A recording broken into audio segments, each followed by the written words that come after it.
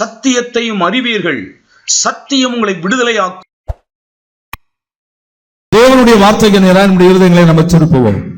யோபுவின் புஸ்தகம் 29ஆம் அதிகாரம் 13ஆம் வசனத்தை இந்த மாதத்திலே தேவன் நாம் தியானிப்பதற்காக, அதிலிருந்து அநேக காரியங்களை கற்றுக்கொள்வதற்காக தேவன் நமக்கு தந்தருளினார்.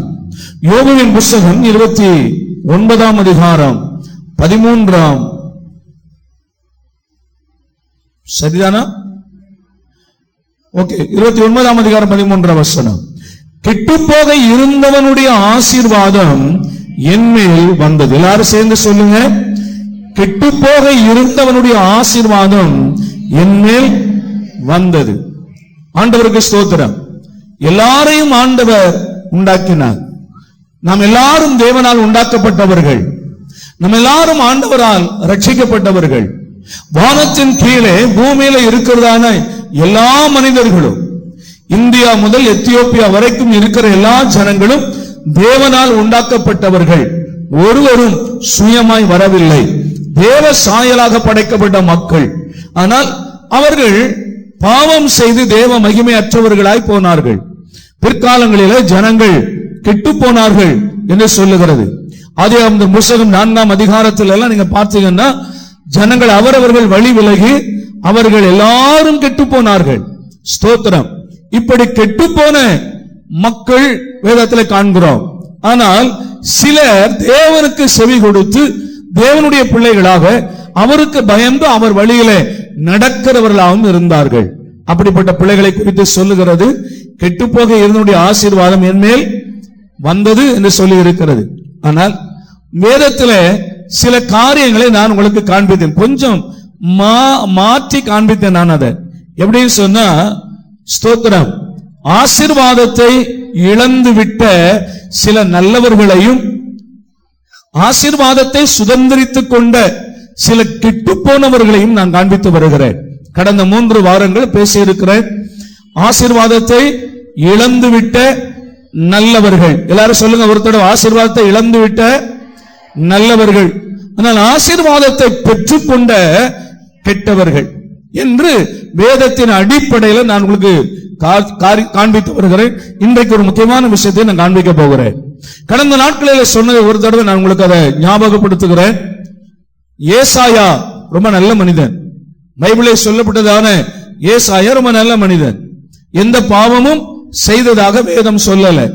பொய் சொல்லுகிறவனாகவோ ஏமாற்றுகிறவனாகவோ இல்லாவிட்டால் ஒரு எத்தனாகவோ அவன் இல்லை, விபச்சாரக்காரனாகவோ இல்லை. ஆனால் யாக்கோபு பொய் சொல்லுகிறவனாகவே வளர்ந்தான், ஏமாற்றுகிறவனாகவே வளர்ந்தான், தகப்பனை ஏமாற்றுகிறவனாகவே இருந்தான்.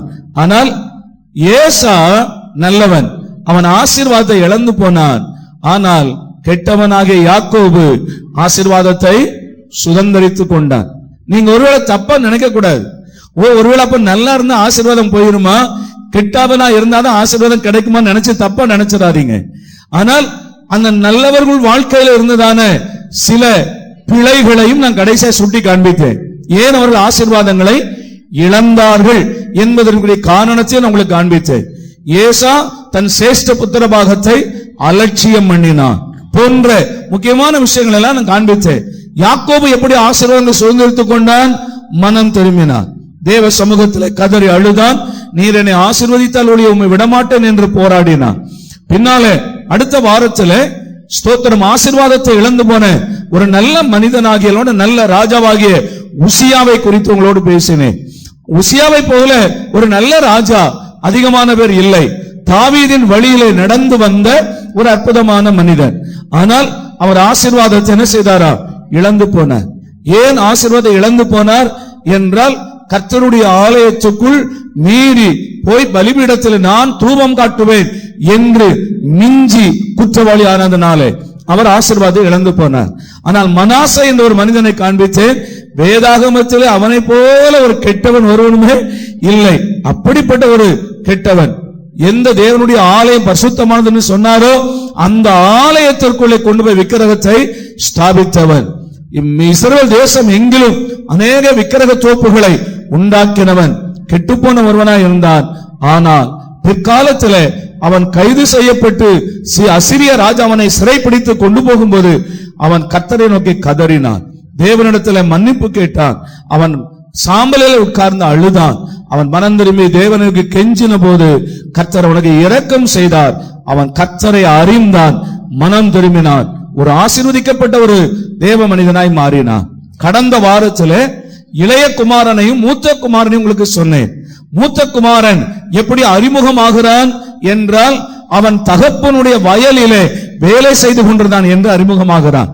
அப்படிப்பட்ட ஒரு நல்லவன். எல்லா பிள்ளைகளும் வேலை செய்கிறது இல்லை, ஆண்டவருக்கு கீழ்ப்படுகிறது இல்லை, தேவனுடைய வேலையை செய்கிற பிள்ளைகள் அநேகர் இல்லை.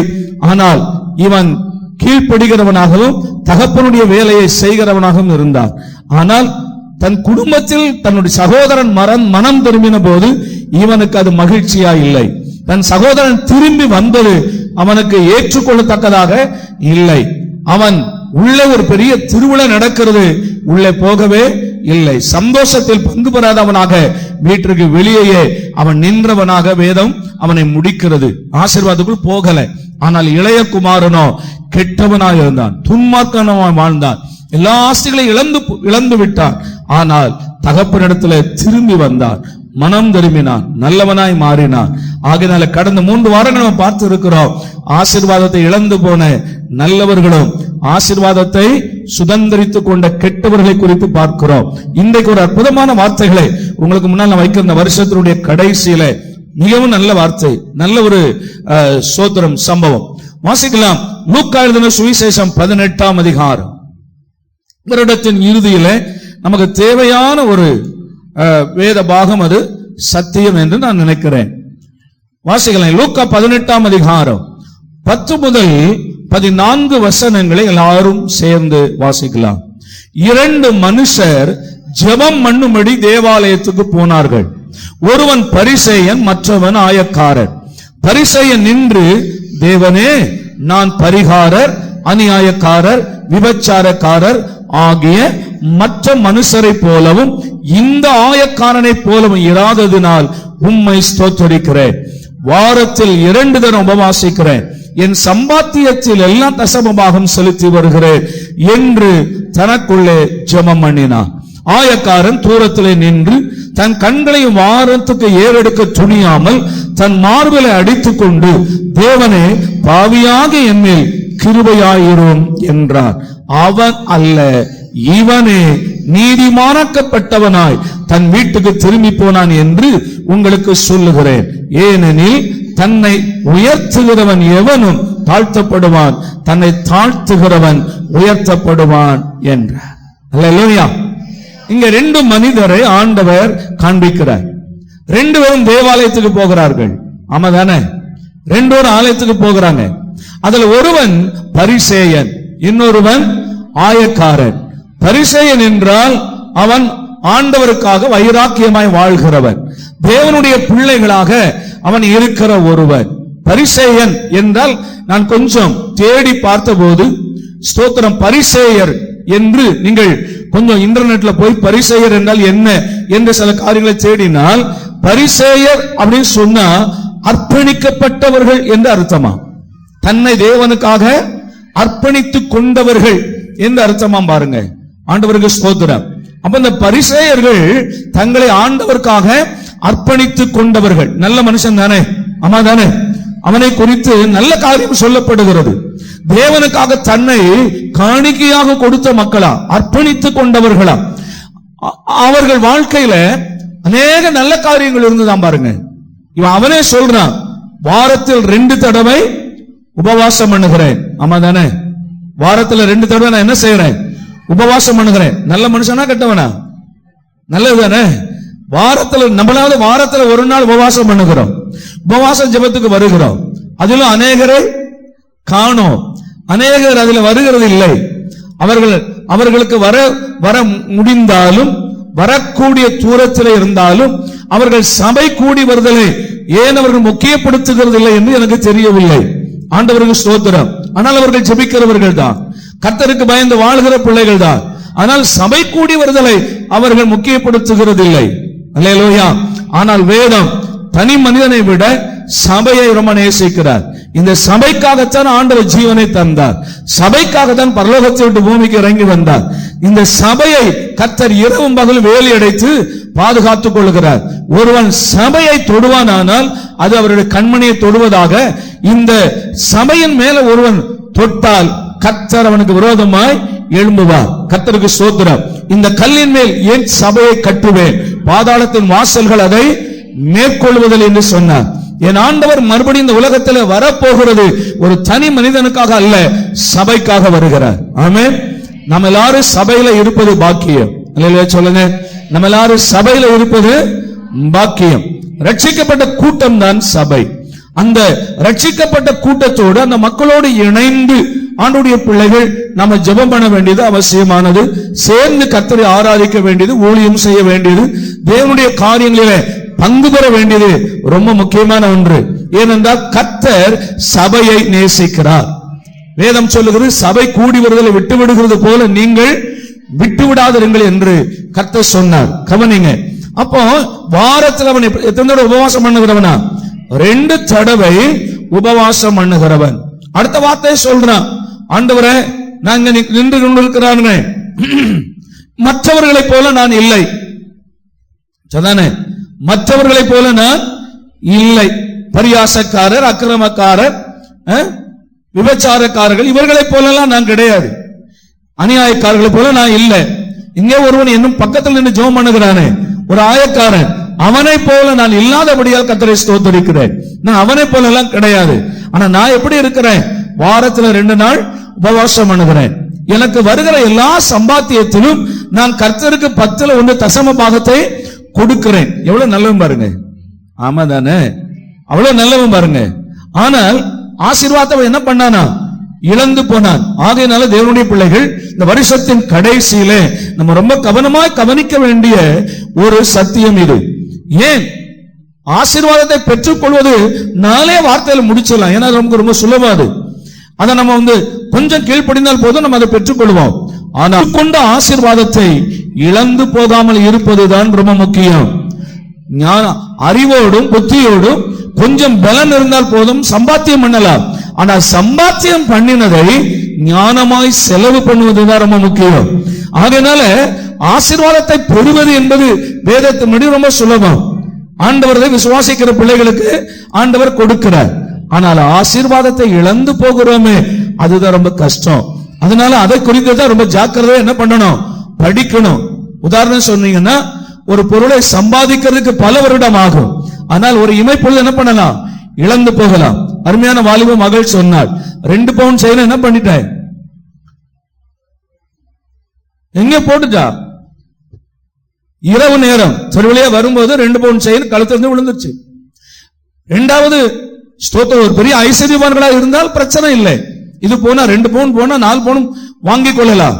ஆனால் ஸ்தோத்திரம், நம்ம எல்லாருக்கும் தெரியும், ஒரு தகப்பன் இல்லாத பிள்ளை, ஒரு குடும்ப தலைவன் இல்லாத குடும்பம், நாளைக்கு அவளுடைய திருமணத்திற்காக வைக்கப்பட்டிருந்த ஒரு பொருள், ஆனால் அதை இழந்து விட்டால் திரும்ப சம்பாதிக்கிறதுக்கு எவ்வளவு காலம் ஆகும் என்று நமக்கு தெரியும். ஆனா இந்த இடத்துல என்ன சொல்ல வருகிறேன் என்றால், சம்பாத்தியம் பண்றதுக்கு பல ஆண்டுகள் ஆகும். ஆனால் செலவு பண்ணுகிறது ஒரு இமைப்பொழுதுல செலவு பண்ணிடலாம். ஆண்டவருக்கு ஸ்தோத்திரம். ஆனால் கர்த்தர் எவ்வளவு நல்லவர் பாருங்க. சரி, அது ஒரு பக்கம் இருக்கட்டும்.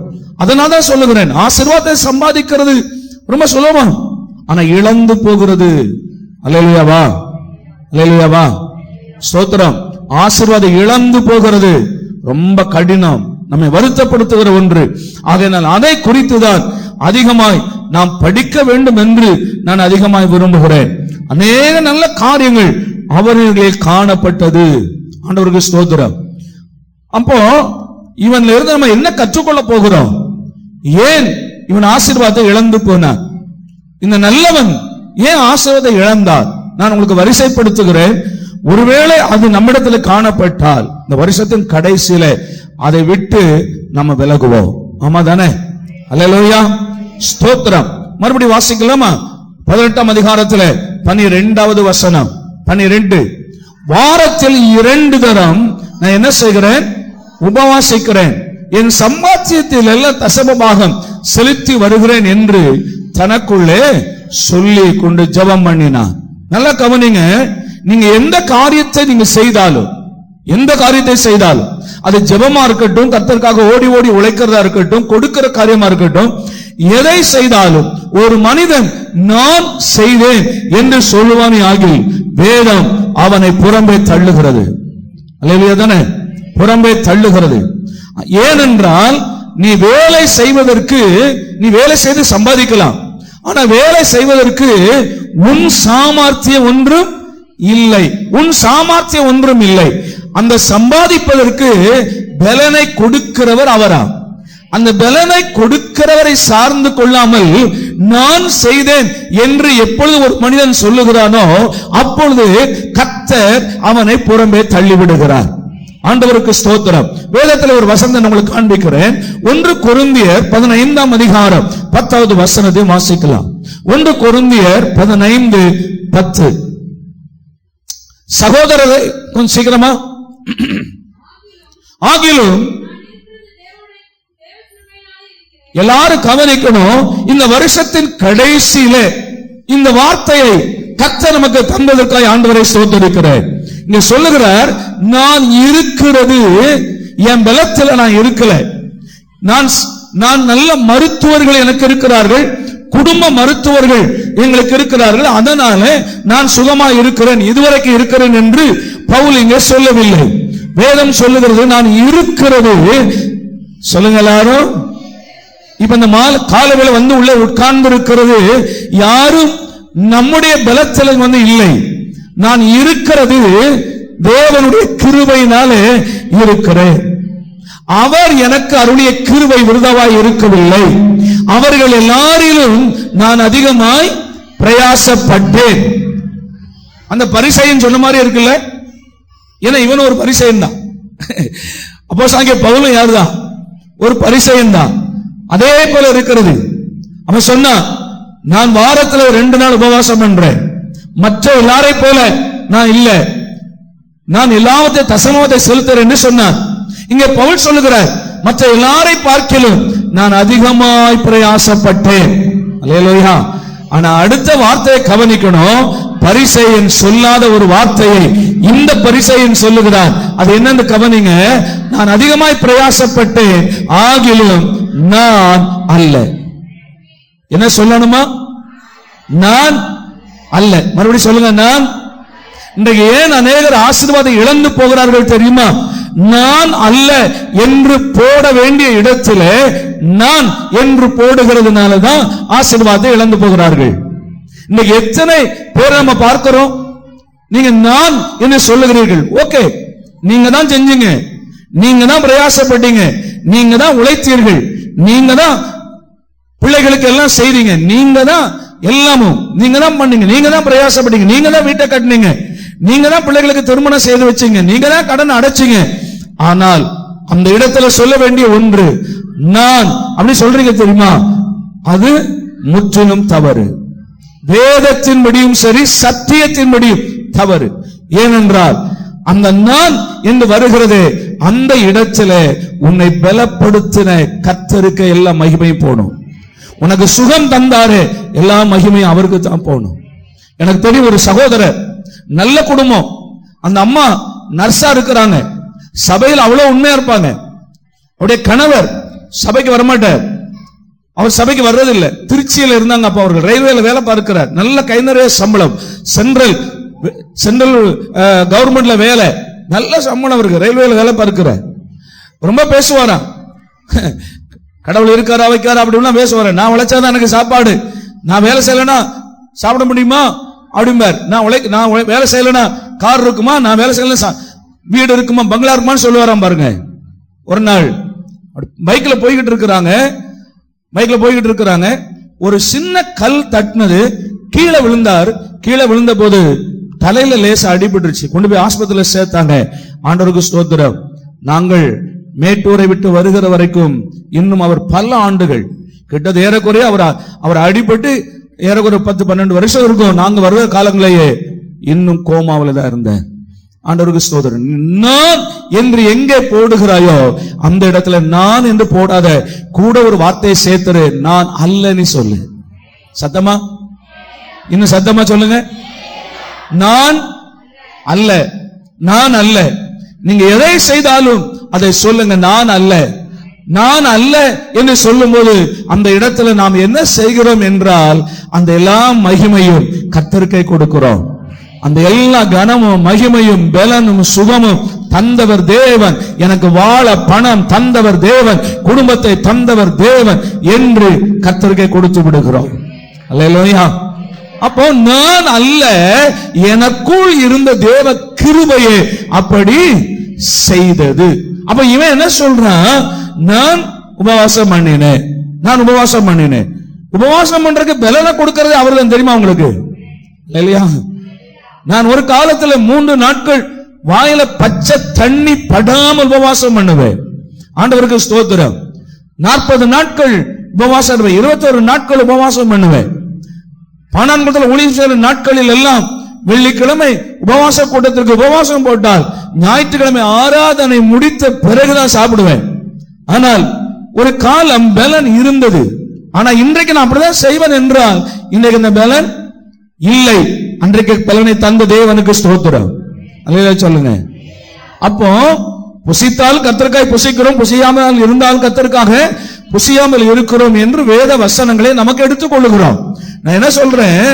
கர்த்தர் பலன் தராவிட்டால் இன்றைக்கு பிள்ளைகளுக்கு இந்த வயசுல உங்களுக்கு என்ன இருக்கு? பலமேன இருக்கு. நமக்கெல்லாம் ஏறக்குறைய ஒரு 40-50 வயதுக்கு பிறகுதான் அந்த உபவாசத்தினுடைய தாக்கம், அதுவும் மேட்டூருக்கு போய் அந்த பொல்யூஷனால பாதிக்கப்பட்ட பிறகுதான் அந்த அல்சர் பிரச்சனைகள் எல்லாம் நம்ம தாக்கப்பட்டோம். ஆனால் இன்னைக்கு அநேக பிள்ளைகளுக்கு இப்பவுமே வயசு பிள்ளைகளுக்கே இருக்கிறது. அவர்களால உபவாசம் பண்ண முடியல. அப்ப நான் சொல்ல முடியுமா உன் வயதுல நான் இப்படிலாம் இருந்தேன் என்று சொன்னால் வேணா அவர்களுக்கு புத்திமதிக்காக சொல்லலாம். ஆனால் சவால் விட்டு சொல்வோமானால் அங்குதான் நாம் தீமை செய்கிறோம். நான் அல்ல, எனக்குள் இருந்த தேவ கிருபையே அப்படி செய்தது. நீங்க எதை செய்தாலும் சொல்லுங்க, நான் அல்லன்னு சொல்லுங்க. அல்லேலூயா சொல்லுங்க. எதை செய்தாலும் சொல்லுங்க, நான் அல்ல. நான் என்ற அந்த 2 எழுத்துல நிப்பாட்டிராதீங்க. நான் சொல்லுகிறேன், பக்கத்துல அல்ல என்று ஒரு வார்த்தையை சேர்த்துக் கொள்ளுங்கள், அதுதான் கிருபை. அப்ப இவன் செய்த தவறு என்ன? நான் என்று சொல்லுகிறார் இல்லையா? நான் என்று சொல்ற சில வசனங்களை உங்களுக்கு காண்பிக்கிறேன் பாருங்க. ஸ்தோத்திரம். புலம்பல் 3ஆம் அதிகாரம் 22வது வசனம். 1 கொரிந்தியர் 4:7. கொஞ்சம் சீக்கிரமா வாசிங்க. புலம்பல் 3ஆம் அதிகாரம் 22வது வசனம். நாம் நிர்மூலமாகாதிருக்கிறது கர்த்தருடைய கிருபையே, அவருடைய இரக்கங்களுக்கு முடிவில்லை. எல்லாரும் சொல்லுங்க, நாம் நிர்மூலமாகாதிருப்பது கர்த்தருடைய. அப்ப இன்னைக்கு நம்ம உள்ள வந்து உட்கார்ந்து இருக்கிறோமே நிர்மூலமாகாமல், நமக்கு பலவீனம் வராம இருந்ததா? கொள்ளை நோய்கள் உலகமெங்கிலும் வராம இருந்ததா? ஸ்தோத்திர விபத்துகள் வராமல் இருந்ததா? ஆண்டவர் எல்லாம் வந்தது. ஆனால் நிர்மூலமாகாமல் உள்ள உட்கார்ந்து இருக்கிறோம். அதுக்கு பேர் என்னது சொல்லுங்க? ஆனா சில நேரம் நம்ம என்ன சொல்லுவோம் தெரியுமா? நான் நிர்மூலமாகாமல் இருப்பது என்னுடைய புத்திசாலித்தனம்னு சொல்லுவோம், என்னுடைய அறிவினால நான் தப்பிட்டேன்னு சொல்லுவோம். ஆனா உங்களை எல்லாரும் நான் ரொம்ப தாழ்மையா கேட்கிறேன், நாம் அல்ல. அல்ல சொல்லுங்களேன், நாம் அல்ல. ஒரே ஒரு செகண்ட் போதுங்க ஆண்டவருக்கு. ஆமா தானே? ஸ்தோத்திரம்.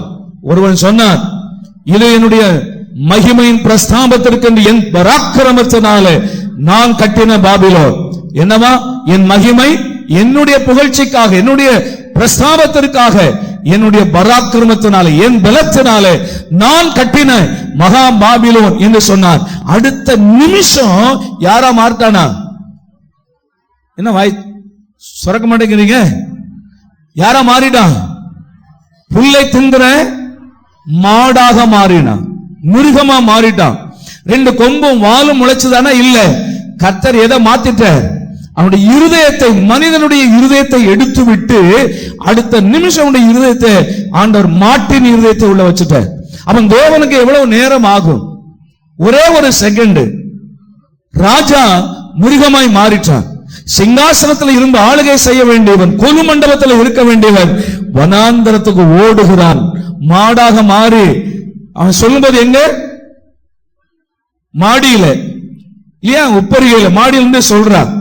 நான் நினைக்கிறேன் இவன் மாடியில உலாவுகிற இடத்துல எல்லாம் காவல்காரர்கள் நிப்பாங்க. எப்பவுமே கையில ஒரு ஈட்டியை பிடிச்சிட்டு அங்கங்க காவல்காரர்கள் நிப்பாங்க. அவரு அந்த ஸ்டெப்ல ஏறி போகும்போதெல்லாம் ரெண்டு பக்கம் காவல்காரர்கள் ஈட்டியோட நின்றுப்பாங்க. மேல போகும்போது எப்படி போயிருப்பார், அப்படி இந்த ராஜாக்களுக்குரிய சால்வை எல்லாம் போட்டு மேலே போகும்போது பராக் பராக் பராக் ராஜா வருகிறார் ஜிம்னி போயிருப்பார். எல்லா ரெண்டு பக்கத்தில் இருக்கிற காவல்காரர்கள் எல்லாம் வந்தனம் செய்ய மரியாதையோடு மேல போயிருப்பார் பாருங்க. அவ்வளவு பயந்து அவன் சைலந்து வணங்கியிருப்பான், மேல போயிருப்பார். ஆனா மேலே போன பிறகு அவன் சொன்ன வார்த்தையில கர்த்தர் இருதயத்தை மாத்திட்டார். இப்ப யாரா மாறிட்டான், மாடா மாறிட்டான், புல் திங்கிற மாடா மாறிட்டான். இப்ப அவன் ரெண்டு கால்ல நடந்திருப்பான் நினைக்கிறீங்களா? ஏன் கற்பனையின்படி ரெண்டு கால்ல நடந்திருக்க மாட்டான். ஏன்னு கேட்டா முருகன் இப்படிதான் நடக்கும், மாறிடுச்சு. இப்ப 4 கால்ல மேல இருந்து வர்றான். நல்லா கவனிச்சு கொஞ்சம் யோசித்து பாருங்க. மேலே போகும்போது சில நேரம் அப்படிதான், மேல போகிற வரைக்கும் கர்த்தர் கர்த்தர் கர்த்தர் கர்த்தர், ஜெபம், தாழ்மை, வேதம் எல்லாம் கர்த்தருக்கு பயப்படுகிற பயம். மேல போயாச்சு, ஆனா மேல போன பிறகு இருதயம் மேட்டிமை ஆகிறது, இருதயம் மாறுகிறது. முந்தின தாழ்மை இல்லை, முந்தின சகிப்பு இல்லை, முந்தின அர்ப்பணிப்பு இல்லை, முந்தின தியாகம் இல்லை, முந்தின வேகம் இல்லை. ஆண்டவருக்கு ஸ்தோத்திரம். மனம் மாறுகிறது, மேட்டிமை வருகிறது, வாயிலிருந்து வரக்கூடிய வார்த்தைகள் கடுமையாக இருக்கிறது. ஆண்டவருக்கு ஸ்தோத்திரம். தேவ பிள்ளையே, ஆசீர்வாதத்தை இழந்து போனதுக்கு என்ன காரணம்? வேதம் உன்னை உருவாக்குவதாக. அல்லேலூயா. அதற்காக வேதத்தை கர்த்தர் எழுதி நம்முடைய கையில கொடுத்திருக்கிறார். வேதம் சொல்லுகிறது, நான் வேதத்தின் மகத்துவத்தை எழுதி நான் உங்களுக்கு தந்தேன். என்னுடைய பிள்ளை, இந்த வேதம் உன்னை ஒரு அற்புதமான மனுஷனாய் உருவாக்குகிறது. அதற்காக தான் கர்த்தர் வேதத்தை வைத்திருக்கிறார், வேதத்தை போதிக்கிற ஆசாரியனை வைத்திருக்கிறார். அல்லேலூயா சொல்லுங்க. அப்ப நீ மேல போகும்போது எந்த மட்டும் உன்னை தாழ்த்தி இருப்பாய் தெரியுமா? ஆண்டவருக்கு ஸ்தோத்திரம். ஆண்டவரே, நான் ஒண்ணு இல்லப்பா, நான் ஒண்ணு இல்ல, நான் கஷ்டம், ஆண்டவரே நான் குப்பை, நான் தூசி, ஆண்டவரே இன்னெல்லாம் தாழ்த்தின மக்கள் உடுக்க உடையில்லாத காலங்களில அப்படி தாழ்த்தினோம். ஓட்டுவதற்கு ஒரு சைக்கிள் இல்லாத காலத்துல நம்மை அப்படி தாழ்த்தினோம். வாடகை வீடுகளில் குடியிருக்கும் போது அப்படி தாழ்த்தினோம். உண்ண ஆகாரம் இல்லாத காலங்களில் அப்படி தாழ்த்தினோம். ஆனால் தாழ்த்தப்பட்ட காலங்களை நினைத்து ஆண்டவர் நம்மை உயர்த்துகிறார். தாழ்மை உள்ளவனுக்கு தேவன் என்ன பண்ணுகிறாரா? கர்த்தர் தாழ்த்துகிறவனை உயர்த்துகிறார். அவர் உயர்த்தி மேலே கொண்டு வந்த பிறகு உப்பரிகையில உலாவுகிற காலத்திலே, நீ மேலே இருக்கிற காலத்திலேயும் நான் சொல்லுகிறேன், நான் அல்ல, எனக்குள் இருக்கிற தேவ கிருபையே என்னை உயர்த்தினது என்று சொல்லுவாயானால் கர்த்தருடைய கிருபை கடைசி வரைக்கும் உன்னை விட்டு விலகாதிருப்பதாக. அல்லேலூயா, ஸ்தோத்திரம். அப்ப கவனிங்க, மேலே போகும்போது எல்லாம் அந்த போர் வீரர்கள் எல்லாரும் வந்தனம் பண்ணி மரியாதையோடு அந்த பயத்தோடு மேலே போனவன் இப்ப கீழே எப்படி வருகிறான்? மேலே போகும்போது ராஜாவாய் போனான், கீழே வரும்போது மிருகமாய் வருகிறான். அல்லேலூயா, அல்லேலூயா. 4 கால்களை நடக்கிறான். அந்த இப்ப கொஞ்சம் கற்பனை பண்ணி பாருங்களேன். இருதயம் மாறிடுச்சு, இருதயம் மாறிவிட்டது. மேலிருந்து இறங்கும் போது எங்க பொண்ணு இறங்குறான்? என்னடா வனாந்தரத்தில் இருக்கிற காட்டருமையாகிய நாம் எங்க வந்திருக்கிறோம்? ஏன் மாடியில இருக்கிறோம் நினைச்சிருப்பானா? ஸ்தோத்திரம். நினைச்சது நிச்சயமா. ஏன்னா வேதம் அப்படிதான் சொல்லுகிறது. இன்னும் மேல இருந்து இறங்கி நேரம் எங்க போயிட்டான்? வனாந்தரத்திற்கு. 7 வருஷம் வனாந்தரத்துக்கு இறங்கும் போது நான் நினைக்கிற காவல்காரர்கள் யாரும் பார்க்கிறாங்க. போகும்போது ராஜா நல்லா தரம் போனாரு, 2 கால்ல போன ராஜா இப்ப எப்படி வர்றாரு? 4 கால்ல வருகிறாரு ராஜா அப்படின்னு ஒருத்தன் சொன்னா, இன்னொருத்தன் சொல்லியிருப்பான், இது நம்ம ராஜா இல்ல. அல்லேலூயாவா, அல்லேலூயாவா. ஆமா தானே? ஒருத்தன் சொன்ன ராஜா அப்படின்னா இன்னொருத்தன் சொல்ல இல்ல இல்ல மாடு. ராஜாவா மாடா? சொல்லுங்க. விசுவாசியா உலகத்தான? கொஞ்சம் சொல்லுங்களேன். அல்லேலூயா. வருஷத்தின் கடைசியில வந்திருக்கிறோம். கீழே இறங்குறான் பாருங்க. மாடா இறங்கினான், இறங்கினான், ஓடுகிறான், ஓடுகிறான், ஓடுகிறான். நான் நினைக்கிற கட்டாயமா அந்த போர் வீரர்கள் பின்னால ஓடி இருப்பாங்களா? ராஜா ராஜா எங்க போறீங்க? ராஜா எங்க போறீங்க? அல்லேலூயா. ஓடுகிறான், ஓடுகிறான். எங்கயா? ஸ்தோத்திரம். வனாந்தரத்துக்கே ஓடினான். எத்தனை வருஷம்? எங்க இருக்கிறானே தெரியாது. 7 வருடம் புல்லை மேய்ந்தான். வேதம் சொல்லுகிறது, பெருமை உள்ளவனுக்கு தேவன் ஏத்து நிற்கிறார். அல்லேலூயா. நான் அல்ல, சொல்லுங்க, நான் அல்ல. நீ நல்லா படிச்சு 100 மார்க் இல்ல 200 மார்க்கே வாங்கு, ஆனாலும் சொல்லு, நான் அல்ல. சத்தமா, நான் அல்ல. ரொம்ப அழகா இருந்தா சொல்லு, நான் அல்ல. கிருபங்க, கிருபன்னு சொல்லு. ஞானமா இருக்கிறியா, நான் அல்ல, கிருபன்னு சொல்லு. ரொம்ப புத்தியா இருக்கிறியா, நான் அல்ல, கிருபன்னு சொல்லு. எந்த காரியத்தையும் கர்த்தரையே சார்ந்துரு. நீ தாழ்மை தாழ்மை தாழ்மை படப்பட கர்த்தர் உன்னை உயர்த்திட்டே இருப்பார். எப்ப உனக்கு மேட்டுமை வருகிறதோ அப்பொழுது நேபுகாத் நேச்சாரை நினைத்துக்கொள். லோத்தின் மனைவியை நினைத்துக்கொள் ஆண்டவர் சொன்னார். நான் சொல்லுகிறேன், நேபுகாத் நேச்சாரை ஒரு நாளும் மறந்துடாத நினைத்துக்கொள். அல்லேலூயா. தாழ்மையில் நினைத்தவரை துதியுங்கள். அல்லேலூயாவா. அப்போ நம்ம என்ன நினைக்கணும்? இப்ப வாசிங்களேன் ஒரு வசனம். 1 கொரிந்தியர் 4ஆம் அதிகாரம் 7வது வசனம். 1 கொரிந்தியர் 4:7.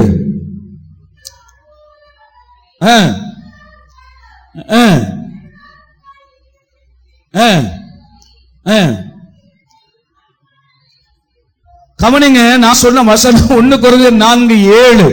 அன்றியும் உன்னை விசேஷித்தவனாகும்படி செய்கிறவர்.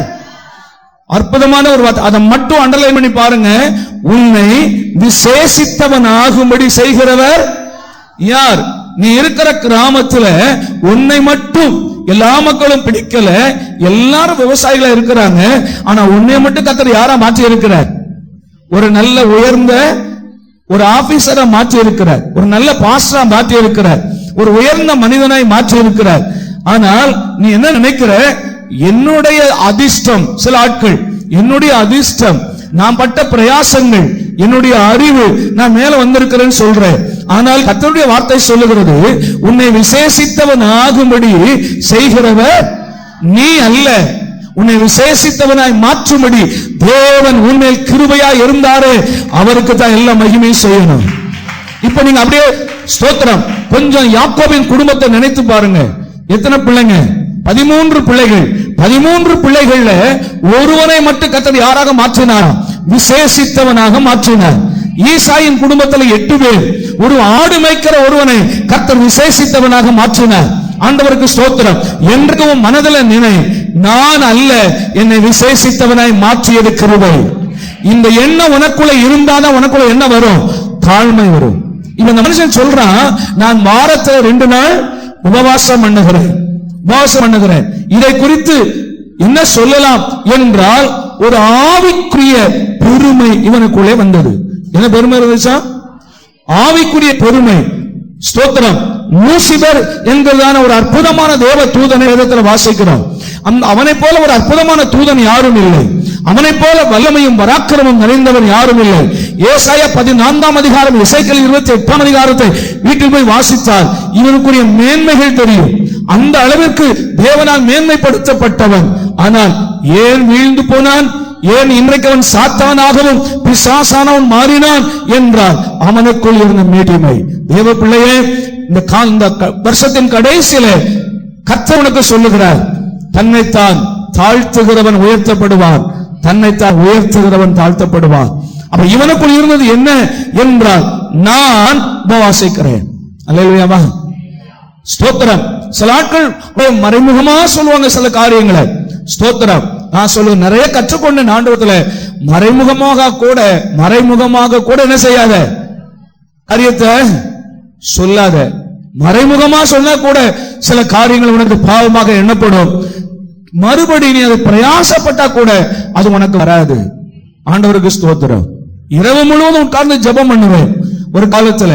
ஆனால் அதை சொல்லத்தக்கவர்களுக்கு சொல்லி அவர்களை ஊக்கப்படுத்தினால் நல்லது.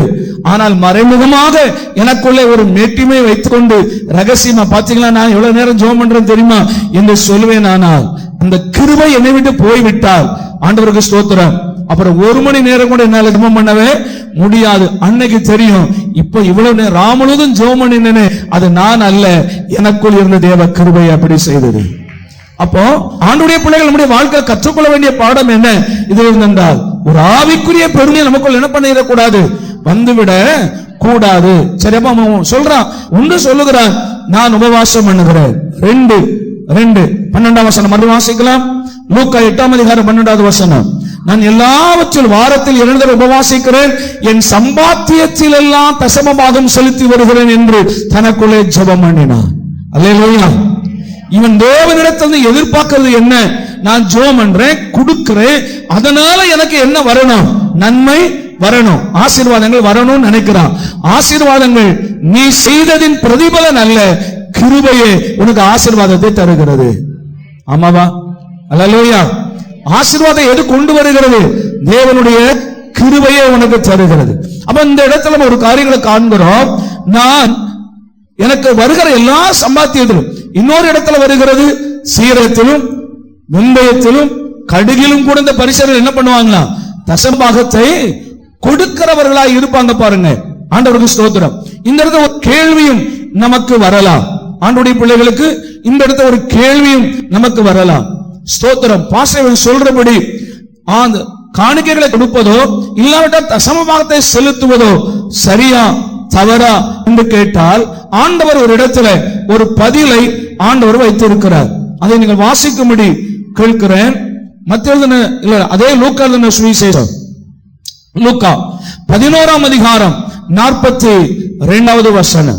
லூக்கா 11:42. சில நேரங்களில் நாம் சில வேத வசனங்களை தவறுகளாய் புரிந்து கொள்வதனால இதை நம்ம சொல்ல வேண்டியது இருக்கிறது. வாசிக்கலாம்.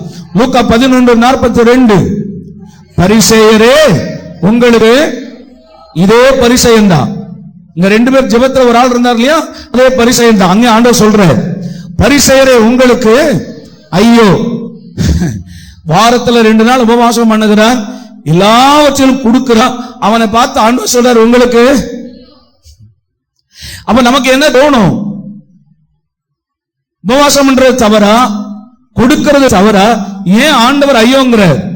ஸ்தோத்திரம். நல்லா கவனிங்க, உபவாசம் பண்ணுகிறது தவறு அல்ல, ஆனால் நான் செய்கிறேன் நீ சொல்லுகிறாயே அதுதான் தவறு. இப்போ வாசிக்க, பரிசேயரே உங்களுக்கு ஐயோ, நீங்கள் ஒத்தலாம் மறிக்கொழுந்து முதலிய சகலவித பூண்டுகளிலும் தசமபாகம் கொடுத்து நியாயத்தையும் தேவ அன்பையும் விட்டு விலகுகிறீர்கள். அல்லேலூயா. இதெல்லாம் கொடுக்கிறாங்க. வீட்டுல முளைக்கிற கீரை வரைக்கும் தசமபாகம் கொடுக்கிறான். இந்த பரிசேயர்கள் இருக்காங்க பாருங்க, இவர்கள் உள்ளான காரியத்தை விட வெளி தோற்றத்திலே தங்களை ஒரு பரிசுத்தவன்களாக தேவ பக்தி உள்ளவர்களாக காண்பித்துக் கொள்வார்களாம். ஆண்டவருக்கு ஸ்தோத்திரம். இந்த பரிசேயர்கள் தான் நீண்ட அங்கிகளை போட்டிருப்பாங்க.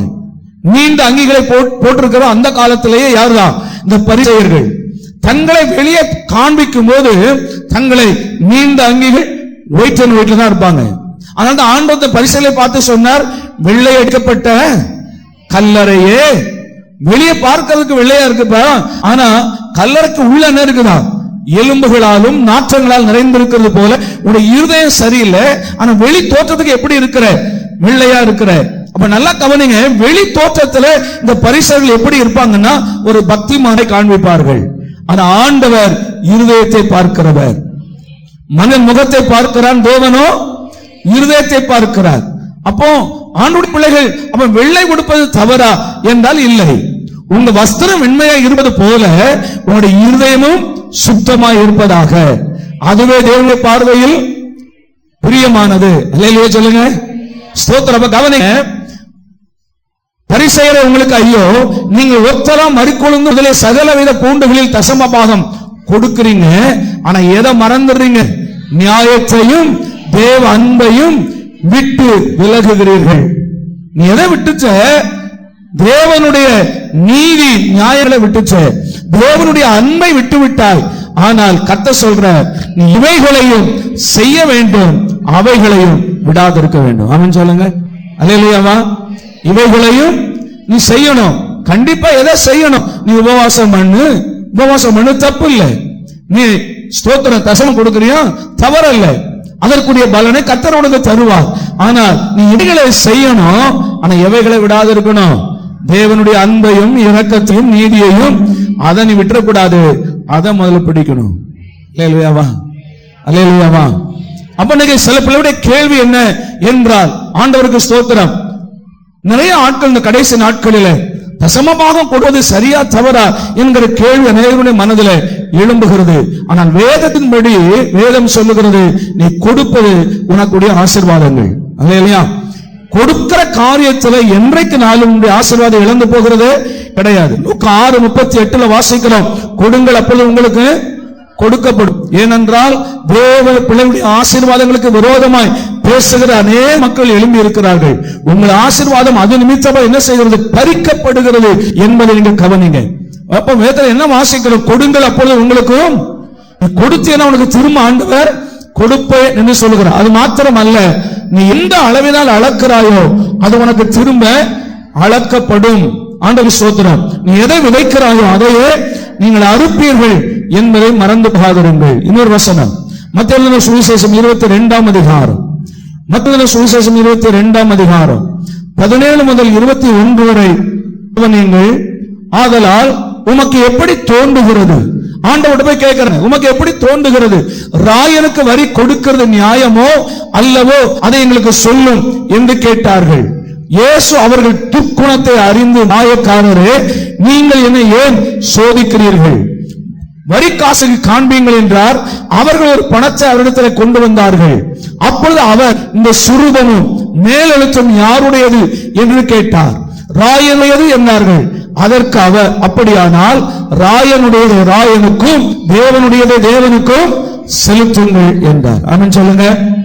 ராயனுடையது ராயனுக்கு கொடு, தேவனுக்குரியதை தேவனுக்கு என்ன பண்ணு? கொடு.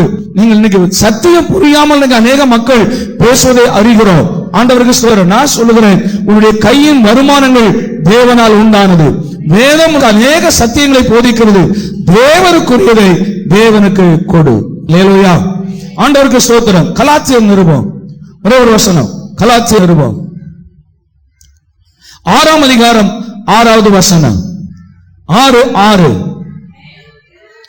மேலும் திருவசத்தில் உபதேசிக்கப்படுகிறவன், உபதேசிக்கிறவனுக்கு சகல நன்மைகளிலும், சத்தியத்தை கவனிங்க. பைபிள் இருக்கா, பைபிள் இருக்கான்னு கேட்கிறியே, நீ வாசிக்கிற பைபிள் இருக்கிறத செய்தியாங்கிறத பாருங்க. மற்ற அநேக காரியங்களுக்கு பைபிள் இருக்கான்னு கேட்கிறோம். இந்த வசனம் நல்லா கவனிங்க. உபதேசிக்கப்படுகிறவன், திருவசனத்தில் உபதேசிக்கப்படுகிறவன் யாரு? இப்ப கீழே உட்கார்ந்துக்கிறோமே அத்தனை பேரும் வசனத்தில் உபதேசிக்கப்படுகிறீர்கள். உபதேசிக்கிறவன் யாரு? இங்க நின்று பேசிக் கொண்டிருக்கிற நான், என்னை போன்றவர்கள் இங்க நின்று பேசுகிறவர்கள் உபதேசிக்கிறார்கள். இல்லையா? உபதேசிக்கப்படுகிறவர்கள் யாரு? அங்க இருந்து கேட்டுக்கொண்டிருக்கிறவர்கள். பைபிள் சொல்லுது, உபதேசிக்கப்படுகிறவர்கள், திருவசனத்திலே உபதேசிக்கப்படுகிறவர்கள், உபதேசிக்கிறவனுக்கு சகலவித நன்மைகளிலும் பகிர்ந்து கொடுக்க கடவன். அம்மாவா செய்யறோமா? செய்யறோமா? உங்க வாழ்க்கையில் வருகிற சகல நன்மைகள் இல்ல, சகல நன்மைகளிலும் வெளிநாட்டில இருந்து உங்க சொந்தக்காரங்க வராங்க, வந்து உங்களுக்கு ஒரு 2 பாட்டில் செண்டு கொடுக்கறாங்க, 2 பாட்டில் தைலம் கொடுக்கறாங்க, நல்ல ஃபாரின் சாக்லேட் கொடுக்கறாங்க, ஃபாரின் பிஸ்கட் கொடுக்கறாங்க, சரி என்னெல்லாமோ கொடுக்கறாங்க. உங்களுக்கு ஒரு நன்மைகள்ல எனக்கு உபதேசிக்கிற பாஸ்டருக்கு நான் கொடுக்கணும் என்று என்னைக்கா தோணி இருக்குதா? வசனத்தை நிறைய கேட்கிறோம். இதுல வசனம் சொல்லுதா இல்ல பைபிள் இருக்கான்னு கேட்கிறோம்.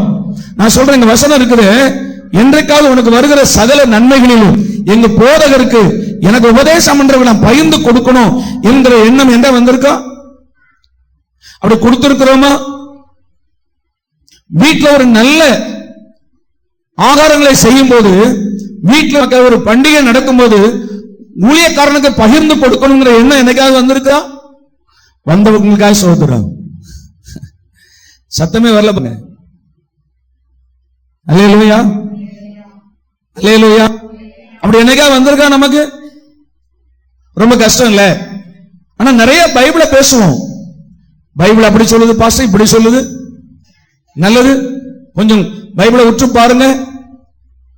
இன்னும் புதிய ஏற்பாட்டுல கொடுக்கறத பற்றி ரொம்ப சொல்லுதா? புதிய ஏற்பாட்டுல தசமத்தை பற்றி ரொம்ப சொல்லுகிறதா? இப்ப நான் இயேசு சொல்லுதை நான் காண்பித்தேன். இப்போ புதிய ஏற்பாட்டு சபையை கொஞ்சம் காண்பிக்கட்டும். அப்போஸ்தலர் நடபடிகளுக்கு கொஞ்சம் அப்படியே திருப்புங்க. வேத வசனங்களுக்கு அப்படியே கீழ்ப்படுகிற மாதிரியே பேசுவாங்க சில ஆட்கள். கீழ்ப்படிஞ்சீங்கன்னா ரொம்ப கஷ்டங்க. அப்போஸ்தலர் நடபடிகள் திருப்புங்க. 4ஆம் அதிகாரம் 34 முதல் 37 வரைக்கும் கவனிங்க. நிலங்களையும் வீடுகளையும் உடையவர்கள் அவளை விற்று விற்கப்பட்டவர்களின் கிரயத்தை கொண்டு வந்து அப்போஸ்தலருடைய பாதத்திலே வைத்தார்கள். செய்யலாமா? இதான் புதிய ஏற்பாட்டு பைபிள். புதிய ஏற்பாட்டு சபை காலம் இதுதான்.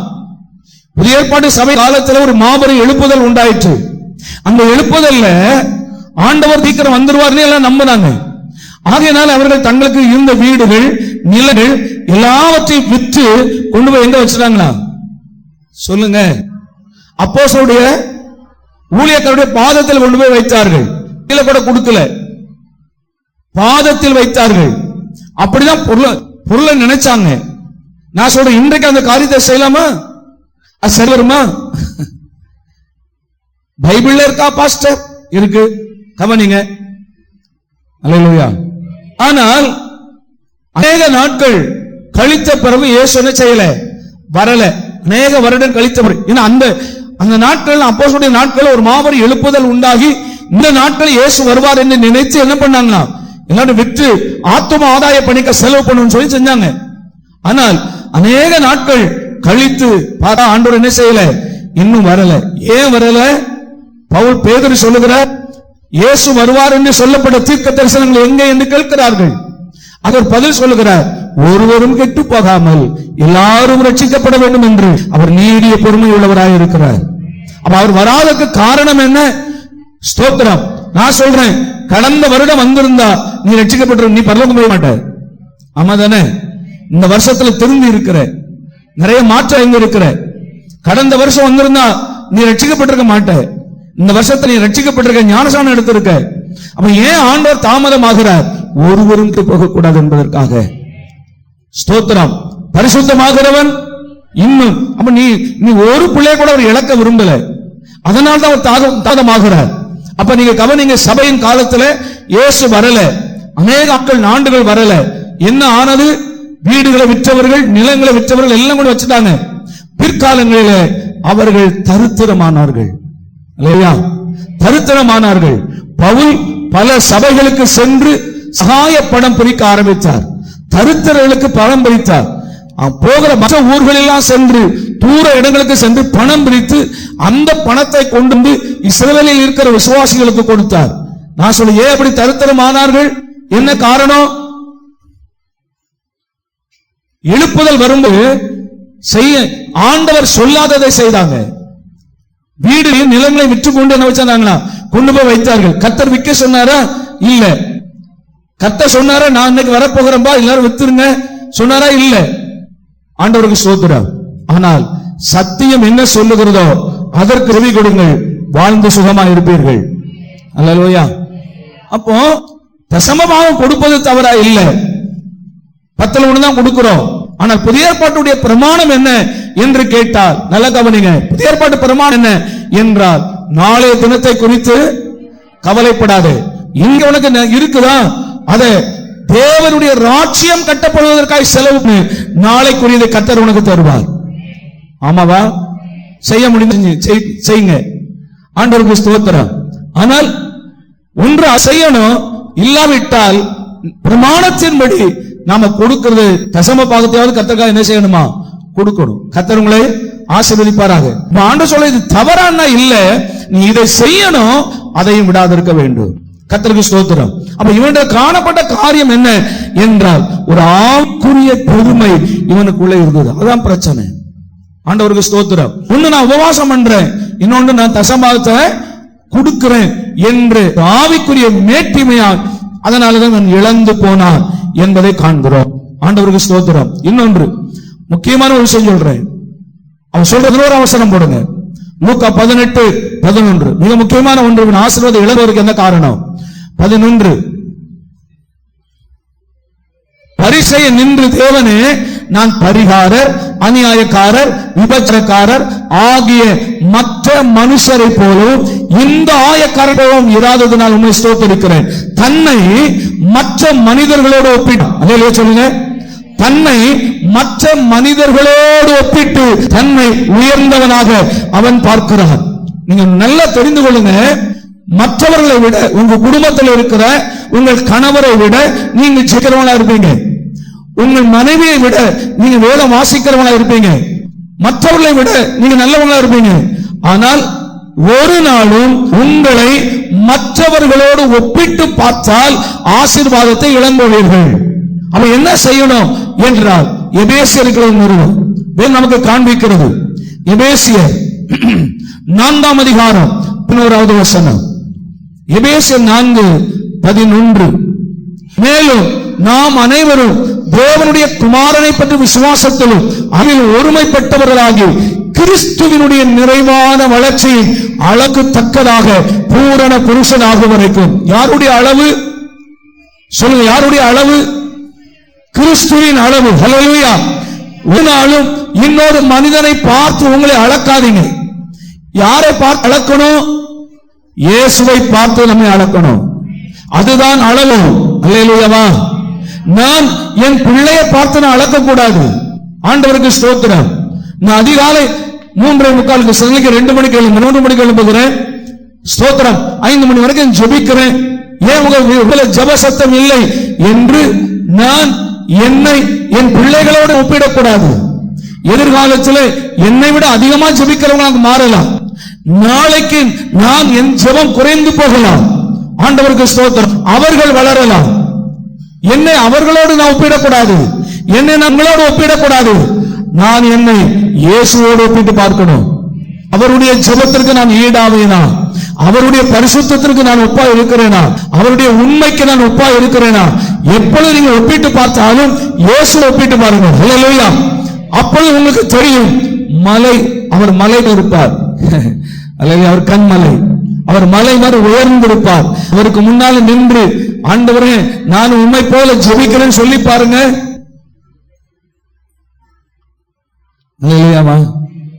அவர் இரவெல்லாம் ஜெபம் பண்ணுவார். அதிகாலை எழுப்பி மறுபடியும் ஜெபம் பண்ண போவார். 3 நாள் உட்கார்ந்து பிரசங்கம் பண்ணுவார். ஒருவரு சாப்பிடாம உட்கார்ந்து கேட்டுக்கிட்டு இருப்பாங்க. நம்மளால அப்படி செய்ய முடியுமான்னு கேட்டா இல்ல. அல்லேலூயா. அப்ப ஆரை ஒப்பிட்டு பாருங்க. நாம் அப்பதான் தெரியும் நான் ஒன்றும் இல்லை.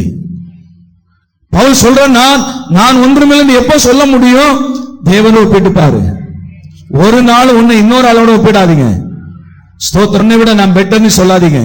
உன்னை விட நான் நல்ல ஜெபம் பண்றேன், உன்னை விட நான் பைபிள் வாசிக்கிறேன், உன்னை விட நான் பரிசுத்தமா இருக்கேன்னு சொல்லாதீங்க. ஆண்டவருக்கு ஸ்தோத்திரம். தேவனோடு ஒப்பி பாருங்க. நீங்கள் குறை உள்ளவர்களாய் காணப்படுவீர்கள். ஆமா தானே? குறை உள்ளவர்களாய் காணப்படுவீர்கள். அப்பொழுதுதான் உங்களை தாழ்த்த உங்களுக்கு தெரியும். நீங்க எப்போ உங்க பார்வைக்கு நீங்க உயர்ந்து காணப்படுகிறீர்களோ அப்பொழுது ஒரு உங்களை என்ன செய்ய மாட்டீங்க? தாழ்த்த மாட்டீங்க. எப்போ நம்மை தாழ்த்துவோம்? பார்வைக்கு நான் யாரா தெரியணும்? நான் குறை உள்ளவனா தெரியணும். ஆண்டவருக்கு இன்னும் என்னிடத்துல என்ன இருக்கிறது? குறைவுகள் இருக்கிறது. நான் இன்னும் யாரை போல மாறணும்? இயேசுவை போல மாறணும். அல்லேலூயாமா. சரி, அது என் வாழ்க்கையில் காணப்பட்ட முக்கியமான தவறுகள் 3. ஒன்று, அவன் தன்னைத்தானே நான் ஜெபிக்கிறேன், நான் கொடுக்கிறேன், ஒரு ஆவிக்குரிய பெருமை அவனுக்குள்ள. 2வது, மற்றவர்களோடு தன்னை என்ன செய்வான்? ஒப்பிட்டு பார்ப்பான். பாருங்க. சரி, இப்ப ஆசீர்வாதத்தை பெற்றுக்கொள்ள என்ன காரணம்? ரொம்ப சீக்கிரம் ஈஸியா முடிச்சிடலாம். ஆசீர்வாதத்தை பெற்றுக்கொள்ள என்ன காரணம்? தன் கண்களை நல்லா கவனிங்க. இவன் ஆயக்காரன். ஆயக்காரன் யாரு? வரி வசூலிக்கிறவன். வரி வசூலிக்கிறவன். இவனை குறித்து ரொம்ப பேசலாம், ஆனா நமக்கு நேரம் இல்ல. வரி வசூலிக்கிறவன் அந்த காலங்கள்ல அநியாயக்காரனாக எண்ணிட்டார்கள். இந்த வரி வசூலிக்கிறவர்கள் 100 ரூபாய் வாங்கணும்னு சொன்னா 200 வாங்குவான், சகேயுவை போல. ஆகையால் அநியாயமாய் வாங்குகிறவர்கள், அநியாய வெட்டார்கள். ஆகையினால ஜனங்கள் அவர்களை சபித்தார்கள் என்று சொல்லுகிறது. அதனால நல்லா கவனிங்க, இவன் ஆசீர்வாதத்துக்கு தூரமானவன், இவன் ஆயக்காரன். ஆகையால பைபிள் சொல்லுது, தன் கண்களை வானத்திற்கு ஏறெடுக்க துணியாமல். அல்லையா சொல்லுங்க. தன் கண்களை ஏனாத்தில் இருக்கிறார்.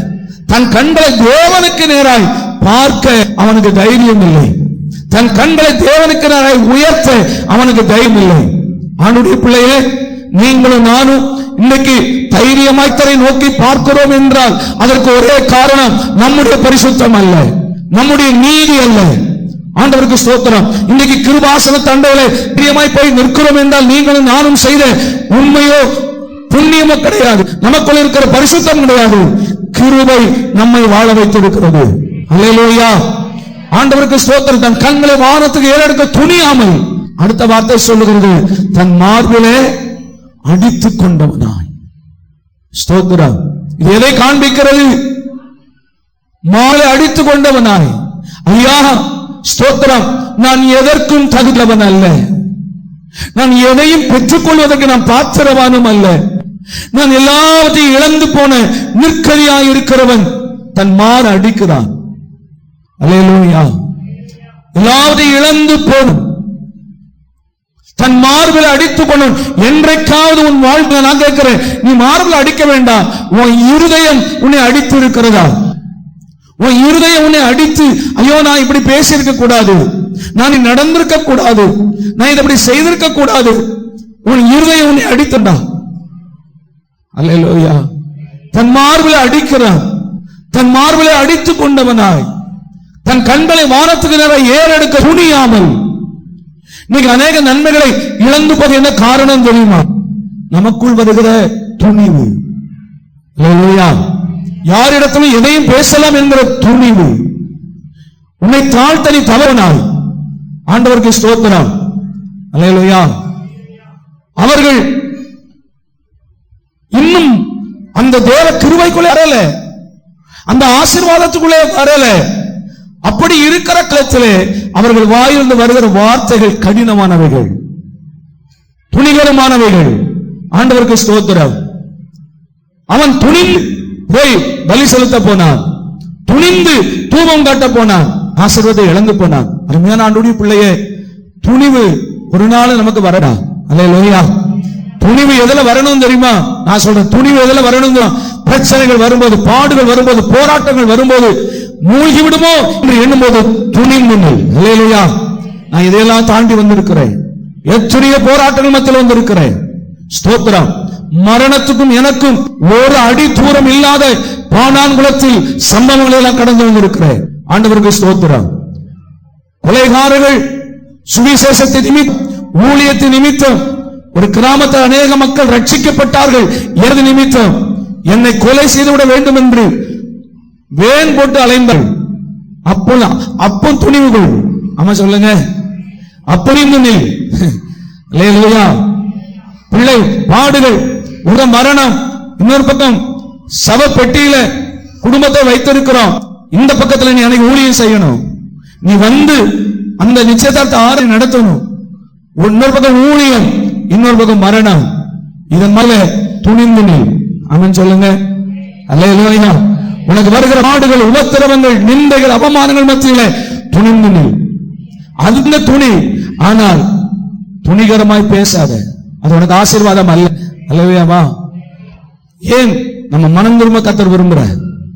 கடைசி நாட்கள், வருஷத்தின் இறுதியில நீ மனம் திரும்ப விரும்புகிற, கர்த்தரை நேசிக்கிற. ஆண்டவருக்கு ஸ்தோத்திரம். கர்த்தர் ரொம்ப நல்லவர். ஆமா தானே? அல்லேலூயா.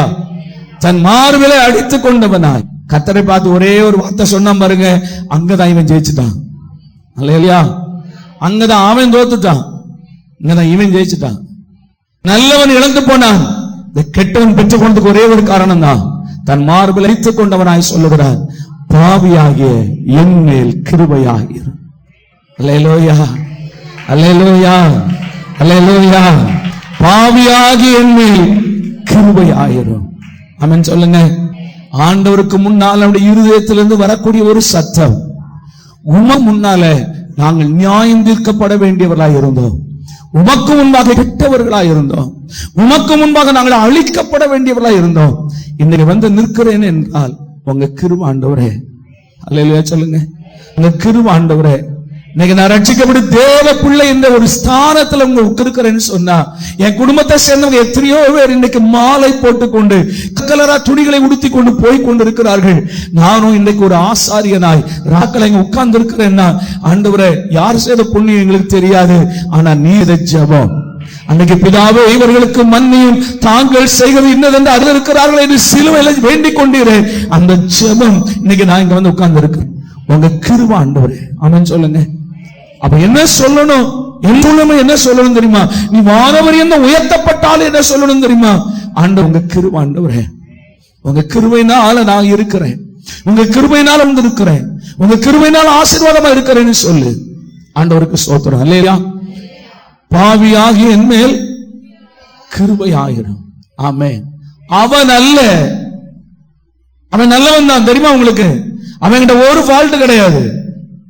நல்லா ஜெபம் பண்ற, வாரத்துல 2 நாள் ஃபோன் பண்றான், எல்லாவற்றிலும் கொடுக்கிறான். ஆனால் அவன் அல்ல, இவனே. ஸ்தோத்திரம். ஆமென். இந்த அருமையான வேளை எத்தனை பேர் இந்த வருஷத்தின் கடைசியில ஆண்டவர்கிட்ட ஒப்பு கொடுத்து, ஆண்டவரே நான் இவனாய் மாற விரும்புகிறேன், என்னை தாழ்த்த விரும்புகிறேன். தன்னைத்தான் தாழ்த்துகிறவன் அவனுக்குள்ள இருந்த ஒரே ஒரு காரணம், அவன் சிலதை இழந்து போறதுக்கு ஒரே ஒரு காரணம் பெருமை. இவன் பெற்றுக்கொண்டதுக்கு ஒரே ஒரு காரணம் தாழ்மை. எழுந்து நிற்போம். எல்லா துதியும் அவர் ஒருவருக்கே உண்டாக, நான் அல்ல. எல்லா பிள்ளைகளும் நீங்க விரும்பினா இருந்து சொல்லுங்க, இதுவரைக்கும் நான் நிற்பது நான் அல்ல, நான் வாழ்வது நான் அல்ல, நான் சுகமாய் இருப்பது நான் அல்ல, ஒரு நல்லத்தோடு இருப்பது நான் அல்ல. என் ஆண்டவரே எல்லாவற்றுக்கும் நான் அல்ல, நீரே காரணம். உங்க கிருபையினால நாங்கள் நிற்கிறோம், உங்க கிருபையினால பிழைத்து இருக்கிறோம், உங்க கிருபையினால வாழ்கிறோம். ஆண்டவரே உமக்கே நாங்கள் மகிமை செலுத்த வந்திருக்கிறோம் ஐயா. ஹல்லேலூயா. ஸ்தோத்திரம். ஆசீர்வாதத்தை இழந்து போனவர்களையும் ஆசீர்வாதத்தை கொண்டவர்களையும் நாம் இந்த மாதம் முழுவதும் பார்த்திருக்கிறோம். ஆண்டவருடைய பிள்ளையே, வேதத்தை நம்ம வாசிப்பதும் அதை தியானிப்பதும் கர்த்தருடைய செய்தியை கேட்பதும் நாம் கெட்டு போகிறதுக்காக அல்ல, நாம் ஆசீர்வாதத்தை பெற்றுக் கொள்வதற்கு. அல்லேலூயா. இந்த கடைசி வாரத்துல உங்கள் இருதயம் ஆண்டவருக்கு நேராக செம்மைப்படுகிறது, உங்களுடைய இருதயம் இன்னும் குணப்படுகிறது. உங்களுடைய இருதயத்தில் இருக்கிறதான தேவையில்லாத காரியங்களை உங்களை விட்டு போட்டு ஆண்டவருக்கு பிரியமானதை செய்யவும், இன்னும் உங்களை தாழ்மைத்தவும் ஒப்பு கொடுங்கள். ஸ்தோத்திரம். கர்த்தர் உங்களை உயர்த்த இன்னும் ஜெயாய் இருக்கிறார். ஆண்டுடைய பிள்ளையை இன்னும் தேவன் உன்னை வானபரியந்த உயர்த்த அவராய் இருக்கிறார். காரணம், நீ அவருடைய பிள்ளை.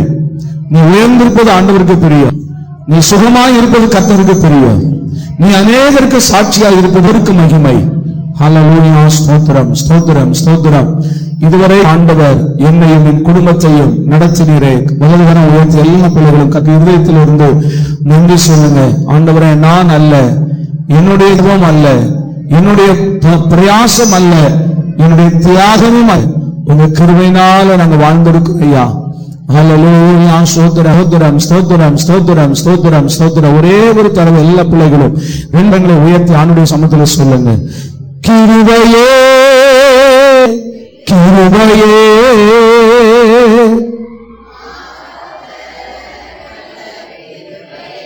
சத்தமா சொல்லுங்க.